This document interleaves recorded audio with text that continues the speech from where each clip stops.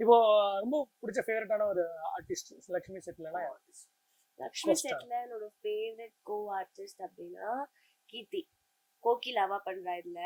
Okay.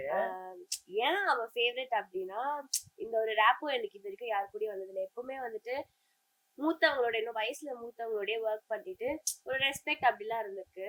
But இவர் நம்ம வயசு அப்படின்ட்டு ஃபர்ஸ்ட் ஒரு ஃப்ரெண்டான ஒரு பர்சன் அவ செட்ல. ஸோ அதனால அவ எனக்கு ஃபேவரட். என்ன வேணா பேசலாம், என்ன வேணா ஷேர் பண்ணலாம், அந்த மாதிரி. சூப்பர். பிடிக்கவே பிடிக்காதுல யாரு? அப்படிலாம் யாரும் இல்லையே. சொல்லிதான் வரணும். அதெல்லாம் சரி போய் சொல்லுங்க. போய் சொல்லவா? பிடிக்கவே பிடிக்காதுல எங்க டைரக்டர். இதுதான் உண்மை. போய் சொல்லுங்கன்னு சொல்லிட்டீங்க. அத கட் பண்ணிடுவோமே. பிடிக்கவே பிடிக்காது யாரு கேட்டா டைரக்டர். அப்படிதான் வரும். இல்ல போயினாலுமே பிடிக்கவே பிடிக்காது. மாத்தி சொல்றேன். சரி உண்மையா சொல்றேன். இப்போ ஓகே. எங்க மேனேஜர் பிடிக்கவே பிடிக்காது. சத்தியமா அவரை பிடிக்கவே பிடிக்காது எனக்கு. ஓகே. ஏன் அப்படி? தெரியல, ஒரு மாதிரி இரிட்டேட்டிங்காவே இருக்கும். பேச பார்த்தா நோண்டிக்கிட்டே இருப்பாரு, டேட் சொல்லிட்டே இருப்பாரு.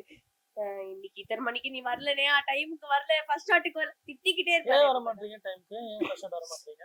அது அந்த மாதிரி என்னைக்காச்சும் ஒரு நாள் நடந்துரும்ல. ஓகே. டெய்லியா வர மாட்டாங்க. திட்டிட்டே இருப்பாருன்னு சொன்னீங்கல்ல, என்னைக்காச்சும் ஒரு நாள் தான் எதுக்கு இருக்க போறாரு. வாய்ஸே அப்படி. ஓகே. நீங்க யார்கிட்ட வேணா போய் முத்து சார் உங்க ஃபேவரட்டான்னு கேளுங்க, ஆமான்னு சொன்னா நான் மொட்டை அடிச்சுக்கிறேன். செந்தியா மேடம் சொன்னாங்க. போய் சொல்லுங்கன்னு சொல்லி கேட்டிருப்பீங்க.